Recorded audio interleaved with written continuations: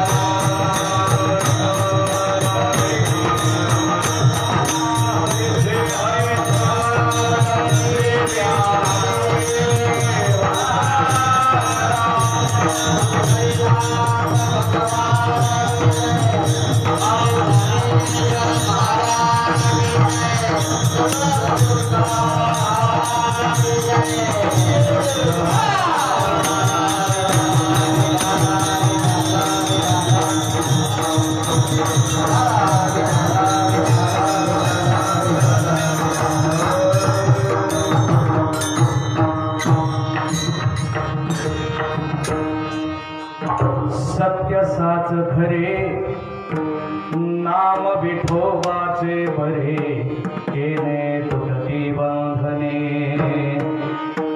उभय लोकी कीर्ती जेने भाव ज्याचे गाठे त्यासे लाभ उठा उठे केने तुटती बंधने उभय लोकी कीर्ती जेने तुका म्हणे भोळा जिंको जाणे कळे काळा येणे तुटती बंधने उभय लोकी कीर्ती जेने विठला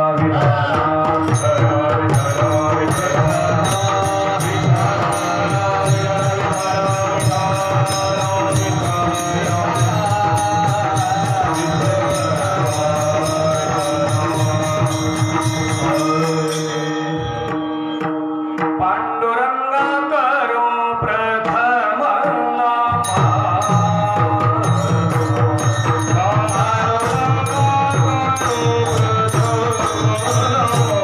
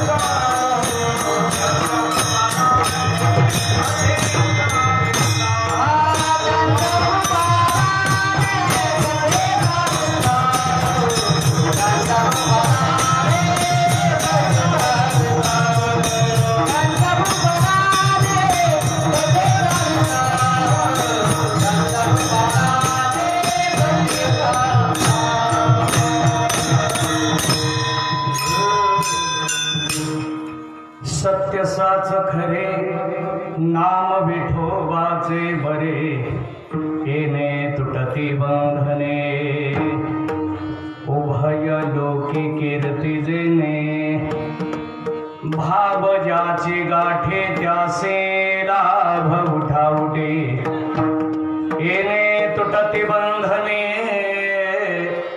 उभय लोकी कीर्ती जेणे तुका म्हणे भोळा जिंको जाणे कळे काळा येणे तुटती बंधने उभय लोकी कीर्ती जेणे पांडुरंगा करू प्रथम नमन दुसरे चरण संतांदिया त्यांच्या कृपादाने कथेचा विस्तारू बाबाजी सद्गुरुदास तुका नमो ज्ञानेश्वरा निवृत्ते उदारा सोपान देवा मुक्ताबाई नमो त्रिभुवन पावनी अद्रय जननी देवाची ये कीर्तन सेवेसाठी घेतलेला जो अभंग आहे देहूचे संत श्रेष्ठ जगद्गुरु तुकोबाराय यांच्या गाथ्यातील नामाची महती प्रकट करणारा चार चरणाचा सर्वांच्या पाठातला अभंग भगवान लिंगेश्वराच्या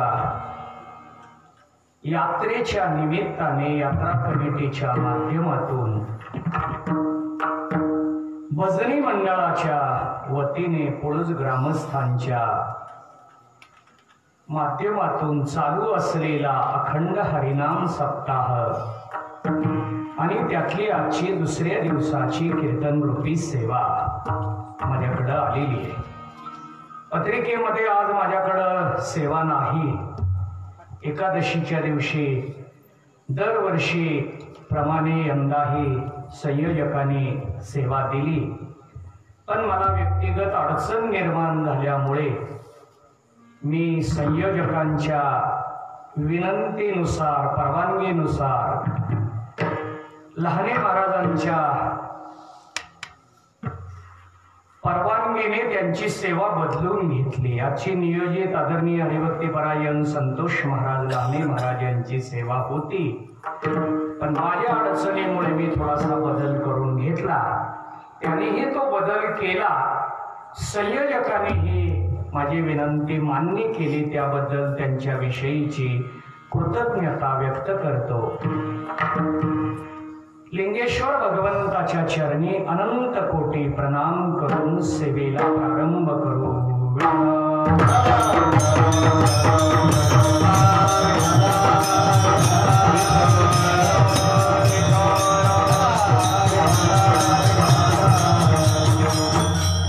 प्रतिवर्षाप्रमाणे यंदाही या ठिकाणी कमिटीच्या माध्यमातून यात्रेचं उत्सवाचं कार्यक्रमाचं आयोजन करण्यात आलेलं आहे आणि त्यामध्ये आजची सेवा माझ्याकडं सोपवली आदरणीय हरिभक्तीपरायण बाळासाहेब महाराज बाबर, आदरणीय हरिभक्तीपरायण विश्वनाथ महाराज बाबर, आदरणीय हरिभक्तीपरायण खरात महाराज, सर्व भजनी मंडळ संयोजक मंडळ यांच्या माध्यमातून येण्याचा योग माझ्याकडे आहे।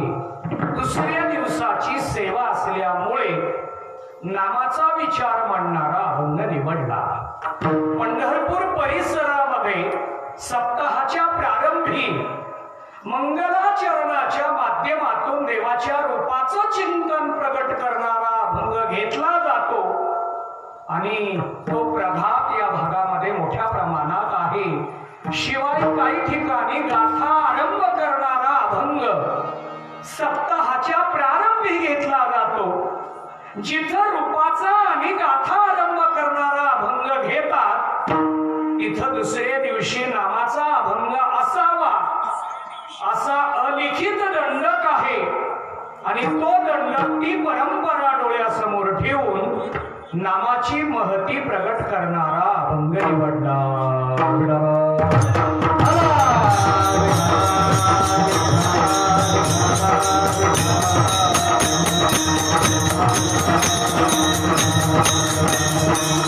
प्रस्तुत अभंगामध्ये वेगवेगळ्या विशेषणांच्या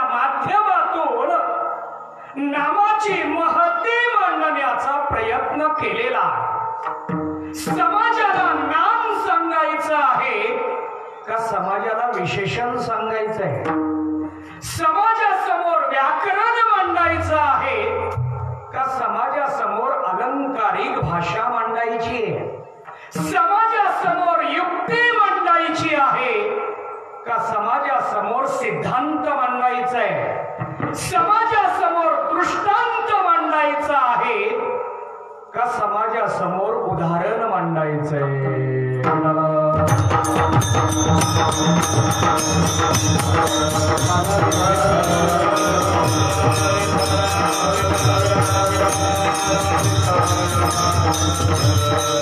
अनेक अभंगांमध्ये अलंकारिक भाषा आहे, काही अभंगांमध्ये विशेषण आहेत, काही अभंगांमध्ये दृष्टांत आहे. या दृष्टांतात पुन्हा 3 प्रकार पाडले जातात: शास्त्रीय दृष्टांत, अनुभवाचे दृष्टांत आणि व्यावहारिक दृष्टांत. दृष्टांत मांडून सिद्धांत पटवून देण्याचा विचार केला जातो. सिद्धांतामध्ये ज्ञान असावं का सिद्धांतामध्ये नाम असावं.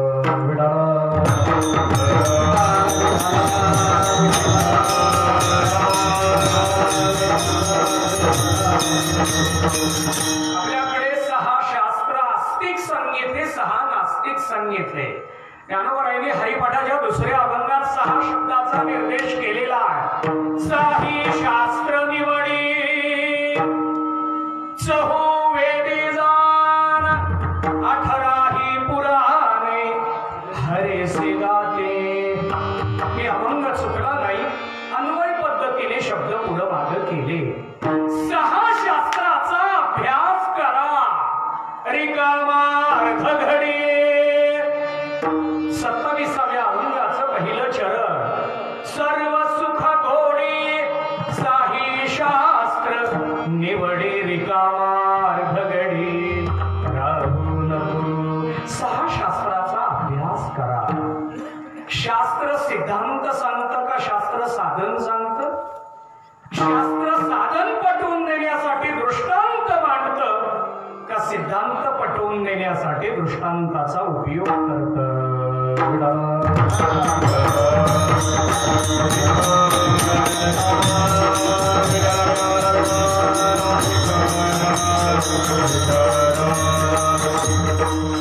शास्त्र हे फक्त सिद्धांत मांडण्यासाठीच आहे, पण 6 शास्त्रामध्ये वारकऱ्यांनी स्वीकारावं असं एकच आहे.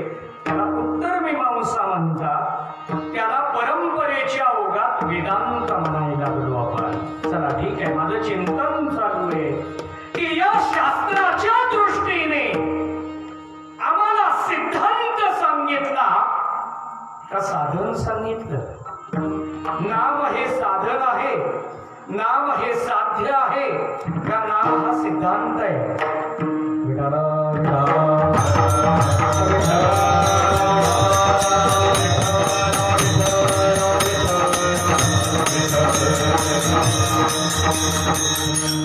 अहो, नाम जर सिद्धांत भूमिकेमध्ये जर पाहायचं झालं तर त्याचा अधिकारी सर्व काही सिद्धांताची भूमिका घेतली तर अधिकार सर्वांना प्राप्त होतो का एखाद्याला.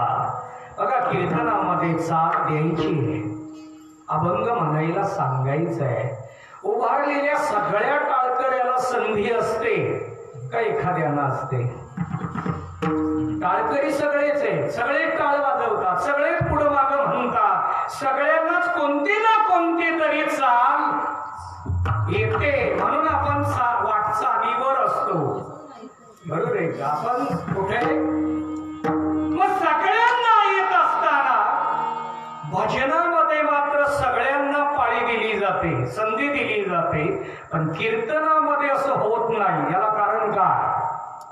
आता त्या विस्तारात जात नाही, विषय नाजूक आहे आणि त्यामुळं माझं चिंतन चालू आहे की नाम जर सिद्धांतातून पाहिलं तर अधिकारी एक असावा का नामाला अधिकार सर्वांना आहे.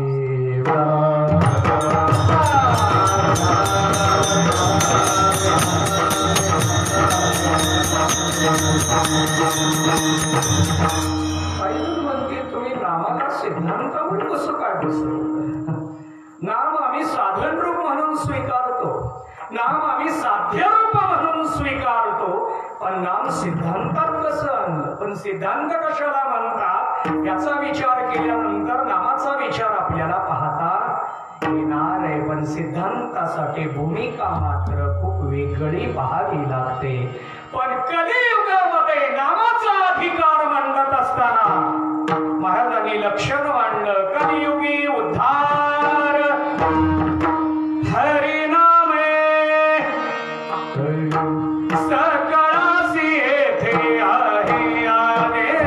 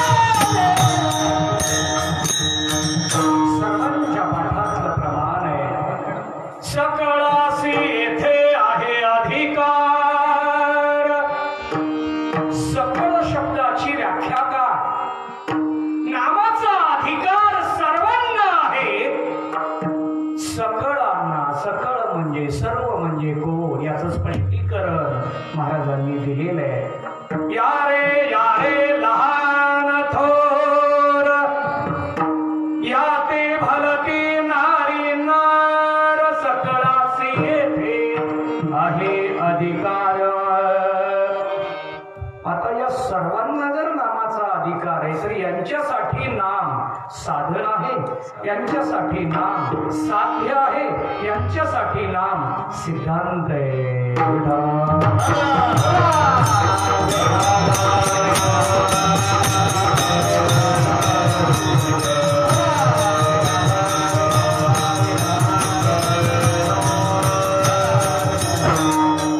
काही जण म्हणतील नाम नाम आहे हो, नाम काय आहे? नाम आहे तसं नाही. साखर सगळ्यांसाठी काय आहे? साखर ही सगळ्यांच्यासाठी गोड पदार्थ आहे. पंगतीमध्ये इतर पदार्थापेक्षा महत्व गोड पदार्थाला आहे. पंक्तीमध्ये इतर पदार्थांपेक्षा महत्व, पंक्तीमध्ये भाजी असते, पंक्तीमध्ये भात असतो, पंक्तीमध्ये भाकरी पोळी असते, पंक्तीमध्ये इतर पदार्थ भरपूर असतात, पण गोड पदार्थावर पंगत ठरते. तसं कीर्तनामध्ये विचारावर कीर्तन का गायनावर कीर्तन? अलीकडचा काळ बदलला.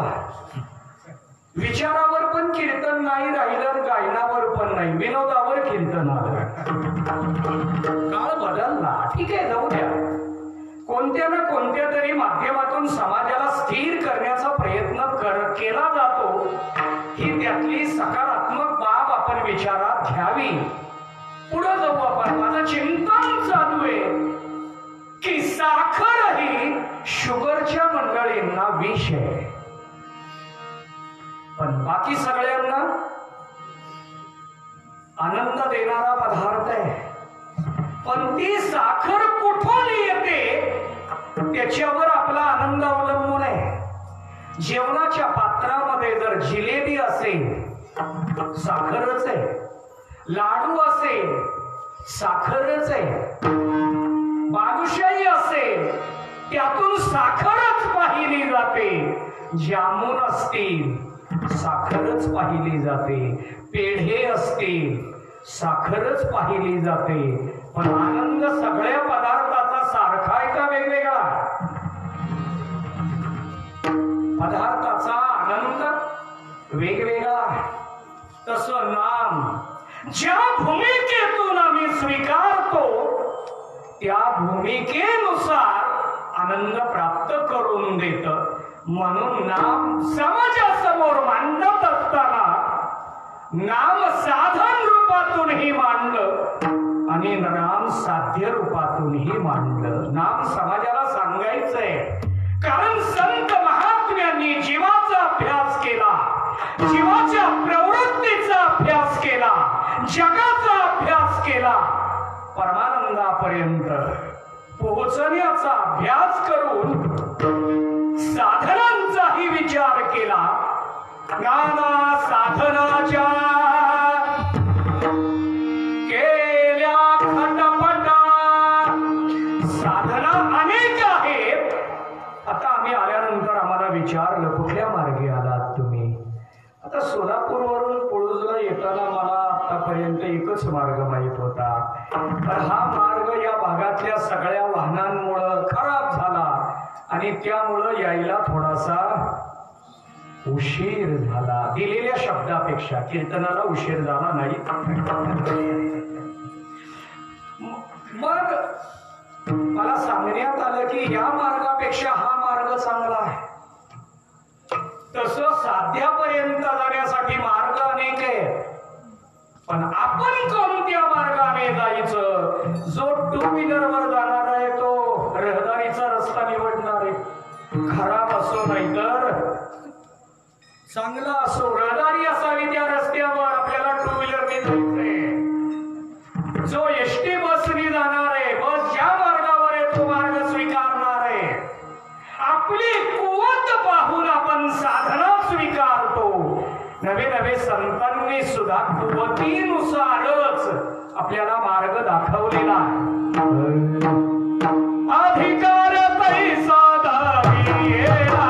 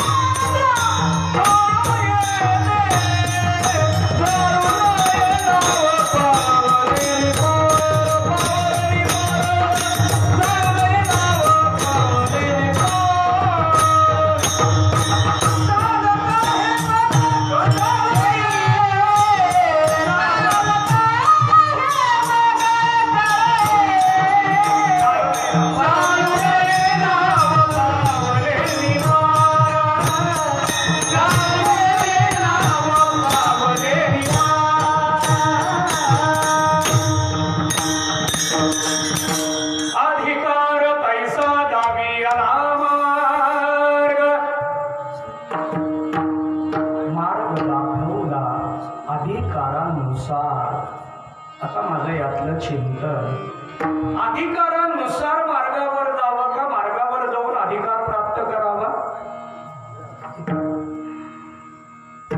भजनात बसून भजन शिकावं का भजन शिकून भजनात बसावं? कसे आम्हाला काही न येता कीर्तनात साथ द्यावी वाटते. अवघड आहे गणित. शिकायचं कसं? कीर्तनातच शिकायचं असतं माईक समोर.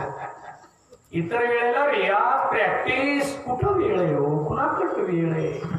मग कीर्तनातली अपेक्षा ठेवू नये, भजनातली अपेक्षा नक्की ठेवावी. काकड्याला उठावं, पहाटे उठावं, दररोज काकडा करावा. काकड्याने आवाज तयार होतो. काकडा ही साधना वेगळी आहे, गायन ही साधना वेगळी आहे. गायन कधी करावं तर पहाट करावं.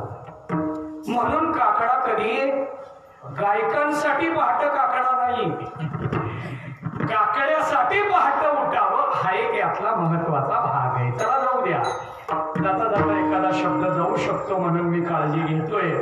पण मला पटवून द्यायचंय चिंतन की मार्गावर गेल्यानंतर साधन स्वीकारावं का मार्गावर जाऊन मग अधिकाराने साधनाचा स्वीकार. त्या पद्धतीने नाम आम्हाला सांगितलं. कलियुगामध्ये नाम हे सर्वांना घेता येण्यासारखं साधन आहे, शिवाय प्रभावी आहे. कलियुगामध्ये करावे कीर्तन, तेने नारायण देईल भेटे. कलियुगामध्ये कीर्तन नामस्मरण हे आपण केलं पाहिजे. म्हणून हे जीवाला गरजेचं आहे. या विचारातून संतांनी आम्हाला आवर्जून हाक दिली. हकारोनी सांगे तुका, नाम घेता राहू नका. समाजाला नाम पटवून देण्यासाठी निर्माण झालेला ग्रंथ म्हणजे हरिपाठ. हरिपाठ ही संकल्पना 12व्या शतकातून ज्ञानोबारायांनी आपल्या समोर मांडली आणि तिथून पुढे प्रत्येक संतांनी हरिपाठ लिहिला. पण आपल्याकडे प्राधान्याने ज्ञानोबारायांचा, नाथ महाराजांचा हरिपाठ जास्त प्रचलित आहे. याचा अर्थ इतर संतांनी हरिपाठ केला नाही असं नाही, पण हरिपाठ संकल्पनेमध्ये त्यांना काय सांगायचंय? हरिनाम पाठ, किती हरिपाठ हे सांगायचंय. संतांना आम्हाला हरिपाठातून नाम सांगायचंय, कारण जीवाला, जगाला, साधकाला, सिद्धाला, मुक्ताला, भक्ताला, संतांना नवे देवाला नामाचीच आवश्यकता.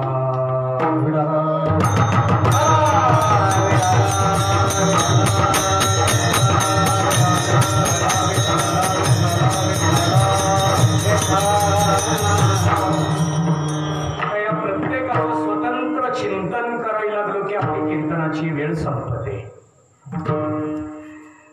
कोणाला कोणतं साधन आणि नाम कशा पद्धतीने? नाम हे बहुरूपी साधन आहे आणि त्यामुळे नामाचा विचार पाहत असताना संतांनी हरिपाठ रूपी ग्रंथातून ज्ञानोबारायांनी 27 अभंग मांडले, एकनाथ महाराजांनी 25 अभंग मांडले. पण अभंगाची संख्या किती आहे याच्यापेक्षा त्यांना त्यातून सांगायचं काय? मग ज्ञानोबारायांनी 27 अभंगातून 27 अधिकारी सांगितले, पण साधन एकच सांगितलं, नाम. मग 27 जणाला साधन 27 असावे का साधन एकच? बर ठीक आहे, 27 जण आहेत, साधन एक आहे, फल किती? इथं भिन्नता आहे. अभंग बदलला की फलश्रुती बदलते. पहिल्याच अभंगामध्ये महाराजांनी लक्षण मांडलेले, तेने मुक्ती चारी साधेयल्या. 4 मुक्ती.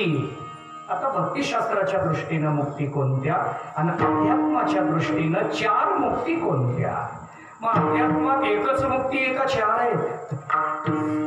चला ठीक आहे, 2 माना, जीवन मुक्ती आणि मग 2 मानायच्या का 4? मग या 2 ज्ञानाने का नामाने? नामाने प्राप्त होणाऱ्या कोणत्या?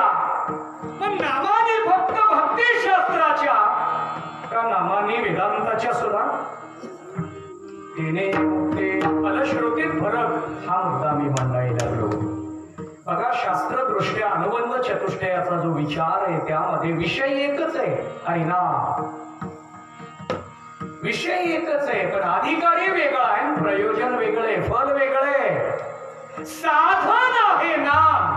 या नामाला समाजासमोर मांडत असताना संतांनी अलंकारिक भाषा वापरली, यात नवल नाही. संतांनी विशेषण मांडली, यामध्ये नवल नाही. युक्ती संत वगैरे मांडला, यातही नवल नाही. संतांनी नामाचा अनुभव सुद्धा मांडला.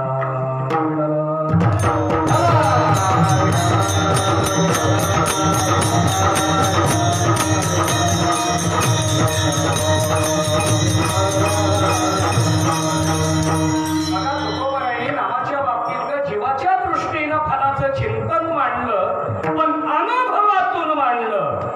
महाराज लक्षणा मांडतात, विषयी विसरा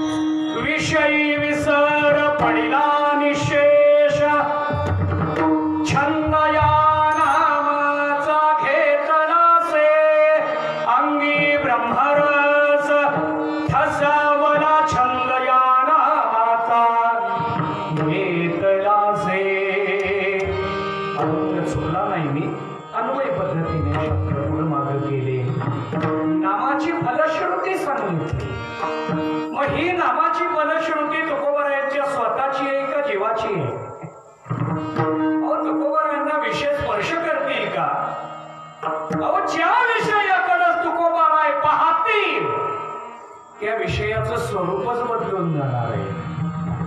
विषय रूपात शिल्लक राहणार नाही. ही दृष्टी, हे सामर्थ्य जगद्गुरु तुकोबारायांच्याकडे आहे, तर त्यांना विषय स्पर्श करतील का? त्यांच्या तुकोबाराय अवतारामधलं सामर्थ्य आणि मागच्या 4 अवतारातलं सामर्थ्य भिन्नता.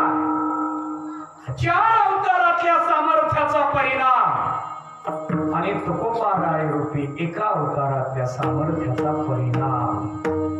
अहो, त्यांच्या नामाने आम्ही विषयापासून बाजूला होण्याचा प्रयत्न केला तर होऊ शकतो. फक्त आम्ही प्रयत्न करत नाही, हा भाग वेगळा आहे. आम्हाला आधी विषय लागतो का आधी साधना लागते? साधना का भक्ती? आम्हाला आधी विषय लागतो. जेवण वगैरे व्यवस्थित निवांत झाल्यानंतर मग कीर्तन भजन पुन्हा करूया. जेवल्या सुद्धा कीर्तनाला उभा राहायला नको म्हणून आम्ही वेळेचं नियोजन करतो, कारण आम्हाला विषयाचा आनंद सुद्धा व्यवस्थित नंतर घेता आला पाहिजे या विचारामध्ये आम्ही वावरतो. पण तुकोबारायांना विषय कोणते स्पर्श करत होते? जीवाची भूमिका महाराजांनी मांडली की नामाने आम्ही यातून बाहेर पडू शकतो. नामाचं हे सामर्थ्य आहे. मग काही जण म्हणायला लागले, अहो आम्ही किती वर्षापासून कार्यक्रम करतोय, भजन करतो, कीर्तन करतो, पारायण करतो, वारी करतो, सत्संग करतो, नामस्मरण करतो, फल का मिळत नाही? आमचा अनुभव आणि संतांचा अनुभव यामध्ये भिन्नता का पाहायला मिळते? तुकोबाराय सांगतात, भिन्नता यायलाच नकोय. ती भिन्नता नामामुळे नाही, ती भिन्नता घेणाऱ्यामुळे. बघा, भैरवी इथं उभा राहिलेल्या सगळ्याला जर म्हणायला सांगितली तर आरोह अवरोह जाणं येणं एकच असतं, पण सादरीकरण प्रभाव एकच का भिन्न आहे? भिन्न आहे. याच्यामध्ये भिन्नता का पाहायला मिळायला लागली? भैरवी या रागामुळे भिन्नता नव्हे, म्हणणाऱ्यामुळे भिन्नता आहे. म्हणणारा कोणत्या स्वरावर स्थिर राहील, कोमलवर, शुद्धवर, कुठे, या दृष्टीने आपल्याला याचं चिंतन पाहता येतं. नामाच्या बाबतीत असंच आहे. बऱ्याच जणांनी नाम घेतलं पण फलच मिळालं नाही. आत्मविश्वासाने महाराजांनी लक्षण मांडलं. तरले तरते हा भरवसा, तरते हा भरवसा,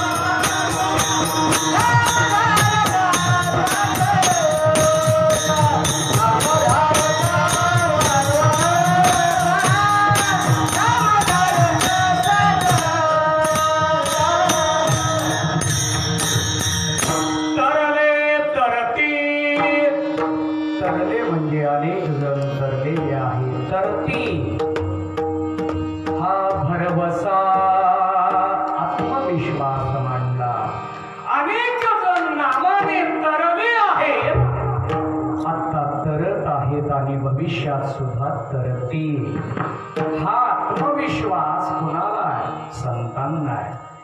कारण संत हे वैद्य, डॉक्टर वेगळे आणि वैद्य वेगळे. डॉक्टरांना सुरुवातीला या आपण दिलेल्या औषधानं पेशंट बरा होईल याचा आत्मविश्वास असतोच, असं म्हणून ते सांगतात 3 दिवसाच्या गोळ्या घ्या, दाखवा. 3 दिवसाच्या गोळ्या घेऊन येऊच नका. हा वैद्य. वैद्य वेगळा आणि डॉक्टर वेगळे. तसं संत महात्मे जीवाच्या भवरोगाचे वैद्य, आणि त्यामुळे ते सांगतात की तुम्ही नामाचा स्वीकार करा, नक्की यातून तरा. मग हे नाम समाजासमोर मांडायचंय. हे नाम जीवाला साधकाला द्यायचंय. मग देत असताना प्रत्येकाच्या अधिकारानुसार आम्हाला ते नाम देता आलं पाहिजे. याच्यासाठी त्याला त्या भूमिकेतून सांगावं लागतं. बघा, जी मंडळी शिकलेली त्यांच्यासाठी अभंगाचं विवेचन कसं असावं, जी मंडळी तात्विक चिंतन करणारी आहेत त्यांच्यासाठी अभंग कसा असावा, जी मंडळी संसार करून परमार्थ करणारी आहेत त्यांच्यासाठी अभंग कसा असावा, गुणीजनांच्या समोर अभंग कसा असावा, इथं जसा विचार केला जातो तसा बोध करत असताना सुद्धा विचार केला जातो. त्या दृष्टीनं महाराजांनी आपल्या समोर 4 विशेषणांनी लक्षणा मांडली. प्रस्तुत अभंगाचं पहिलं सत्याचा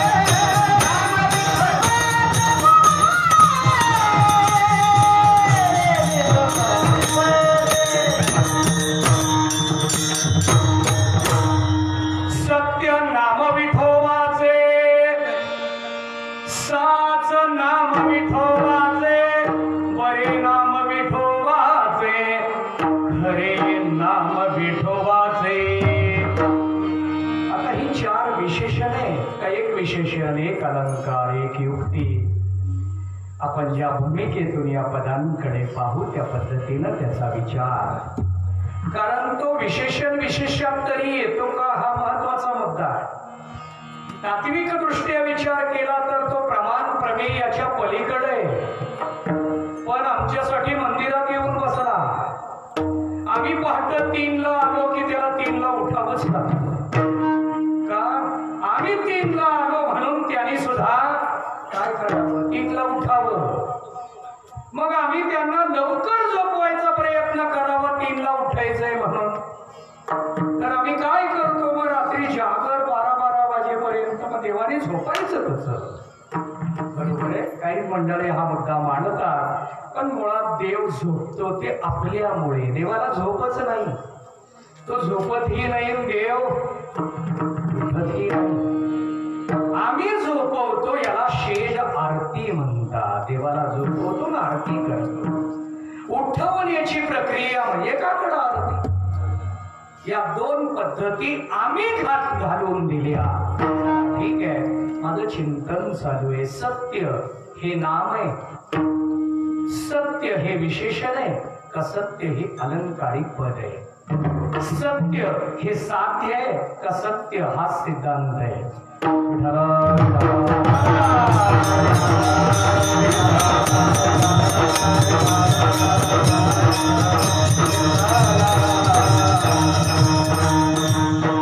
यातलं एक पद 2 तासाचं आहे, फक्त 4 पद आहेत. सत्यसाच खरे आणि बरे 4 पदाने नाम सांगितलं.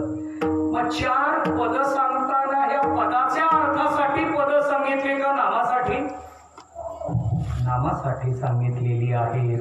आणि म्हणून नामाच्या दृष्टीने आपल्याला त्याचा विचार करायचा आहे की नाम कसं आहे. सत्य नाम विठोबाचे, साच नाम विठोबाचे, खरे नाम विठोबाचे, बरे नाम विठोबाचे. मग 4 विशेषण असताना पुन्हा विठोबा नावाने का निर्देश केला? विठोबा म्हणजे कोण? कारण काही ठिकाणी राम निर्देश आहे, काही ठिकाणी कृष्णपद आहे, काही ठिकाणी हरिपद आहे, काही ठिकाणी नारायण पद आहे, काही ठिकाणी विठ्ठल पद आहे. पण अभंगात विठोबा आहे. विठोबा हे देवाचं नाव आहे का विठोबा हा त्याचा स्वरूपाचा लक्षणात्मक विचार आहे? याचं चिंतन आपल्याला करायचंय. सर्वांनी मोठ्या प्रेमाने एक वेळ भजन करू, नंतर उर्वरित चिंतन. विठोबा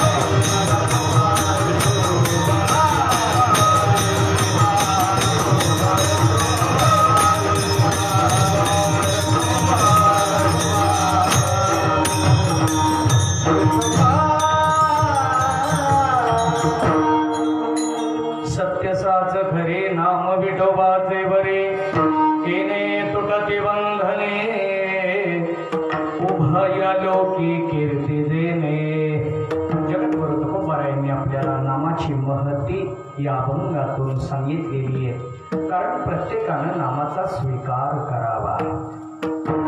पृथ्वी तलावर नामचिंतन करण्याचा पात्रतेचा अधिकारी फक्त मानव आहे.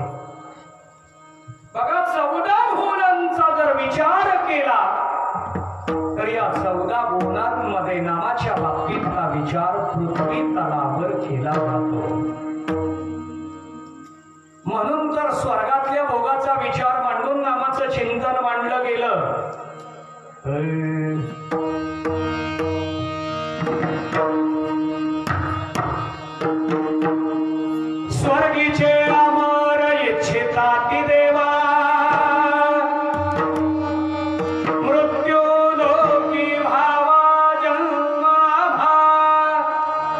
मृत्यू लोकामध्ये आमचा जन्म व्हावा. ही मंडळी स्वर्गात कुठून गेली? मृत्यू लोकातनच. स्वर्गात कुठून गेली? स्वर्गात जाण्यासाठी लागणारी सामुग्री कुठं गोळा केली? बंगल्यात गेलो आता, पण झोपडीतनच गेलोय. आत्ता बंगल्यात आहोत ठीक आहे, पण बंगल्यात जाताना कुठून गेलो? झोपडीतूनच गेलोय. कसं पृथ्वी तलावरून स्वर्गात गेलो, मग इथून स्वर्गात गेल्यावर स्वर्गातच बसा. स्वर्गात न पुन्हा खाली कशासाठी यायचे? वारकऱ्यांसाठी पांढरे कपडे म्हटल्यानंतर पांढऱ्यातनं भगव्यात जावं का पांढऱ्यातनं दुसऱ्या रंगात जावं?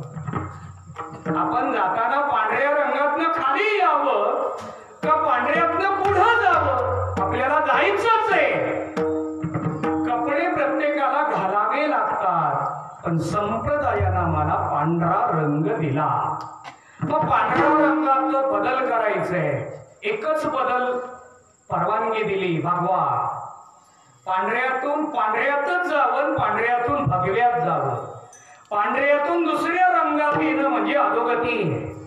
त्याप्रमाणे इहलोकातून स्वर्गात जाणं आणि स्वर्गातनं इहलोकामध्ये येणं अधोगती आहे का ऊर्ध्वगती आहे? काय स्वर्गातनं कुठं जायचंय? स्वर्गातनं आम्हाला सत्यलोकात जाता आलं पाहिजे.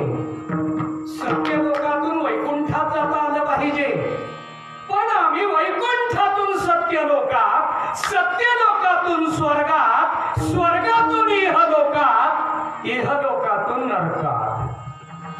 आमचा क्रमच बदलला. कुठं निघालो? जायचंय बरोबर आहे, स्वर्गातनं पुढं जावं. नगरसेवक झाल्यानंतर पुढं काय? सरपंच व्हावं का नगरसेवकातनं पुन्हा काय आरक्षित पदावर कुठं जावं? नगरसेवकातनं सरपंच, सरपंचातनं आमदार, आमदारातनं मंत्री असं जावं का खाली यावं? स्वर्गातून इहलोकात काय यावं त्याचा निर्देश केला. नारायण नामे हो जीवनमुक्त. इहलोकाशिवाय नामस्मरण करता येत नाही. बघा आपल्या सर्वांना तो अधिकार आहे. आपण या अधिकारामध्ये आलो की इहलोकामध्ये आम्ही फक्त नामचिंतन करू शकतो. काही जण म्हणायला लागले नामचिंतन करायला मग जीवन सगळं फक्त नामासाठी खर्च करू आम्ही? नाही, आम्हाला थोडी परवानगी द्या.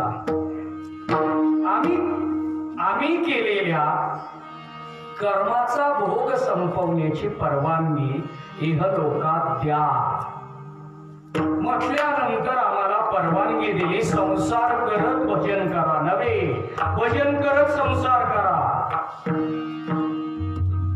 पटवून देतो. संसार करत भजन का भजन करत संसार?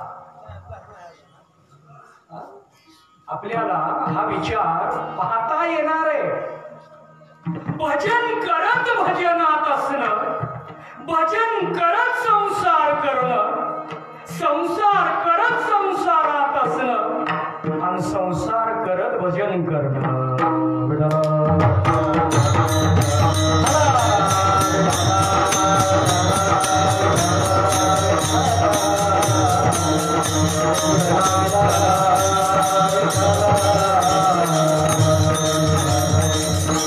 पूर्वी आमच्या माता भगिनी घरात दळण दळायच्या आणि दळण दळत असताना वेगवेगळे गाणी म्हणायचे, गीत म्हणायचे. संत महात्मे हेच सांगतात, कामामध्ये काम काही म्हणा राम राम, दळिता कांडिता तुझं गायन अनंता. दळण करत असताना, कांडण करत असताना, काम करत असताना नवे संपूर्ण जीवन फक्त भजन करावं, जाता जाता संसार करावा. कसे कीर्तन करत प्रबोधन करावं का प्रबोधन करत कीर्तन करावं? जाऊ द्या, विषय नाजूक असतो, पण थोडे संस्कारासाठी काही अंशात कुणाला बोलणं माझा हेतू कधीच नसतो, पण संस्कार करणं वक्त्याचं कर्तव्य या दृष्टीनं मी काही भूमिका मांडत आलोय. आपलं चिंतन चालू आहे की भजन करत संसार करावा. महाराजांनी परवानगी दिली. काही जण म्हणतील ही परवानगी वैयक्तिक महाराजांची आहे का, याला काही आधार आहे? बऱ्याच वेळा घडत असं. ही परवानगी आता कार्तिक वारीला दिली हो, महाराष्ट्र शासनानं दिली, कलेक्टरने दिली का प्रांत साहेबांनी दिली, कोणी का देईना, वारीला परवानगी दिली, बस झालं, निघावा आपण. आनंदाचा आपला आता हा सोहळा आहे कार्तिकीचा, आणि त्यामुळे परवानगी कोणी दिली याच्यात वारी संपून गेली. आपल्याला वारीचा आनंद घेण्यासाठी, तसा भजनाचा नामाचा आनंद घेण्यासाठी जन्म मिळाला, जीवन मिळालं. या जन्मामध्ये नाहीतर पृथ्वी तलावर सुद्धा अनेक जन्म आहेत, अनेक जीव आहेत, जारज, उद्भिद, श्वेदज, अंड. मी नेहमी याचं 3 प्रकारात वर्गीकरण मांडण्यात आलोय. विज्ञानाच्या दृष्टीनं 3 प्रकार मानले गेले: जलचर, भूचर आणि खेचर. प्रकार किती का असेना, हे सगळे पृथ्वीवर जीवन जगतात आणि आपण केलेल्या कर्माचा भोग भोगतात. तसा मनुष्य सुद्धा पृथ्वीवर जीवन जगतो, आपल्या कर्माचा भोग भोगतो. याला संसार म्हणतात. पण केवळ भोग भोगण्यासाठी जन्म मिळाला नाही, केवळ कर्मासाठी जन्म मिळाला नाही, भक्तीसाठी, भजनासाठी, नामासाठी जन्म मिळाला.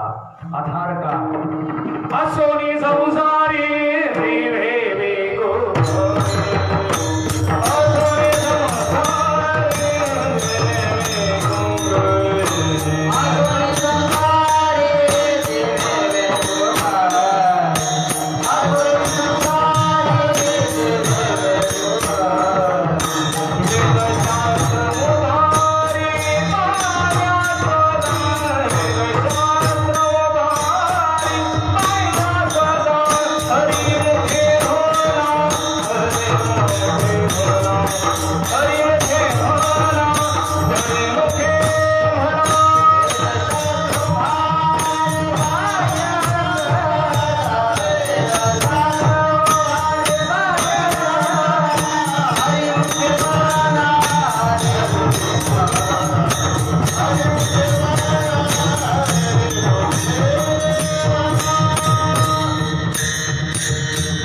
असोनी संसारी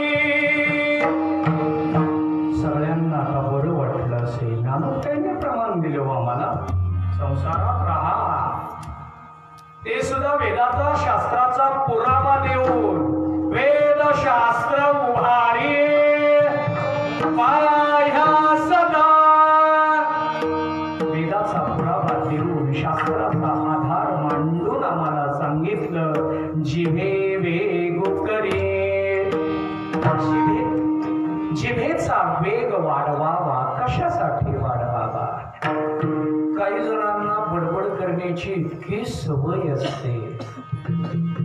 या मंडळींनी बडबड नक्की करावी, फक्त ती बडबड चरित्रात आणि नामात ठेवावी. आपली सवय कंटिन्यू ठेवावी. ज्यांचा हात गप्प बसत नाही त्यांनी वादन शिकावं. तर पुढचं सगळं सांगण्यात वेळ घालवत नाही. 13-14 मिनिट शिल्लक आहे. एवढ्यात मला पहिल्या चरणाची 4 विशेषणं मांडून सेवेला पूर्णविराम द्यायचा आहे. आणि चला ठीक आहे, आपलं चिंतन चालू आहे की जो संसारी आहे त्यानं काय करावं, संसार करत नामस्मरण करावं. काही जण म्हणतील वेळ मिळतो का, इतका व्याप आहे पाठीमागे, इतका व्याप आहे. एवढ्या व्यापातनं कोरोनानं आम्हाला बाजूला केलं. बघा, कोरोनानं सगळं जगच बदलून टाकलं. कोरोनानं कुटुंब समजवून दिलं, नातं समजवून दिलं, मित्रमंडळी समजवून दिली. कोरोनानं जग समजवून दिलं, कोरोनानं सगळं समजवून दिलं. जगात आपलं काहीही एवढं कळलं तरी बस कोरोना आल्याचं सार्थक आहे. विनोद बाजूला काढा. पण यातून संतांना एवढंच सांगायचंय की आपण नामस्मरण केलं पाहिजे. पण आम्हाला नामस्मरण करा असं सांगितल्यानंतर आम्ही करत नाही. बघा, एखाद्या पूजेला जर आपल्याला बसवलं 2 तास लावले, तो श्लोक उच्चारात फरक करून पुन्हा पुन्हा म्हटला तरी आपल्याला वाटतं काय पूजा केली हो, काय पूजा केली बघा, किती चांगली पूजा. काही शब्दच कळले नाही, अक्षर कळली नाही, पण काहीतरी चांगलं म्हटलं. तसं भाषा वेगळी मांडली, भाषेचा शब्दाचा दर्जा मांडला की आम्हाला त्याविषयी आकर्षण प्राप्त होतं. हाही एक वर्ग आहे. शिवाय विवेकी विचारी ज्ञानी हा एक वर्ग आहे. या मंडळींसाठी नामाचा विचार मांडला, त्यात एक शंका मांडतो. काही जण म्हणतील ज्ञानी मंडळींना नामाची गरज आता कशासाठी. खरं तर गरज ज्ञानी मंडळींनाच आहे. 2 प्रकार. एक तर ज्ञान साध्य नव्हे, अज्ञान निवृत्तीचं साधन आहे. तिथून पुढचं साध्य आहे ते नाम. एक लक्ष. दुसरं, मला ज्ञान प्राप्त झालं ही वृत्ती आमची संपत नाही, याच्यासाठी आम्हालाच खरी नामाची गरज आहे.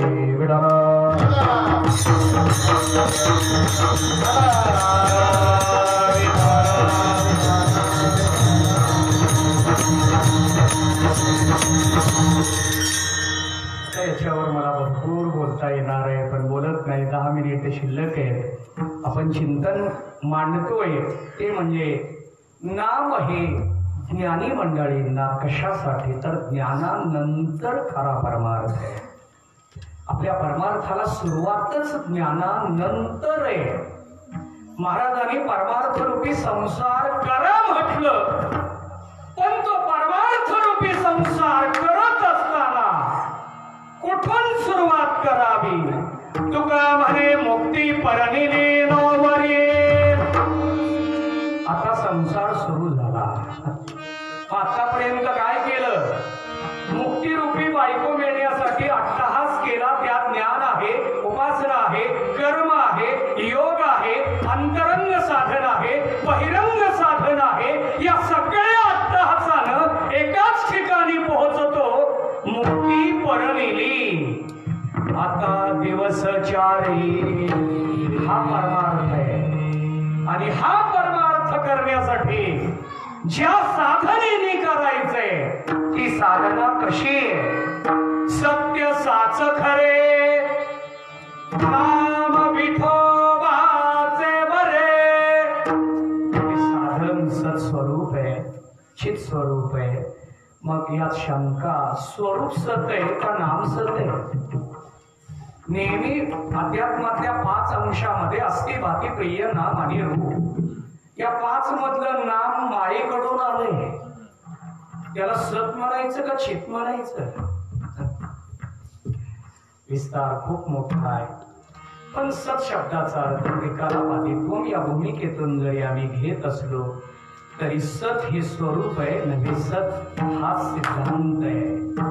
आणि म्हणून नाम हे सत आहे. सत्यतो सत्यतो सत्यतो, तो सत्य म्हणून त्याचं नाम सुद्धा सत्य आहे. आणि त्यामुळे आपण जर ते घेतलं तर येणे तुटते बंधने, उभय लोकी कीर्ती देणे. या फलाला तो कधी प्राप्त होतो, भाव ज्याचे गाठी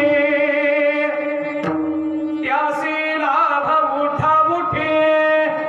ज्याच्याकडे शुद्ध भाव आहे, सात्विक भाव आहे, त्याला तो दिसायला कसा का असेला. कपड्यावरून मनुष्य ओळखायला येतो असं नाही.